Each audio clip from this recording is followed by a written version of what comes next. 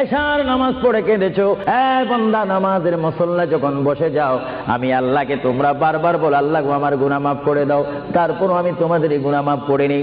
তারপরও তোমরা নিশি রাত্রে মানুষ যখন ঘুমে যায়, তোমার বিবি যখন ঘুম যায়, তোমার ছেলে যখন ঘুম যায়, তুমি নিশি রাত্রে ঠান্ডা পানি দিয়ে ওযু বানিয়ে নামাজের মুসল্লায় বসে তুমি আবার যখন ডাক দাও, রব্বুল আলামিন পৃথিবীর কোনো মানুষ আমার গুনাহ সম্পর্কে জানে না, তুমি আমার গুনাহ সম্পর্কে জানো।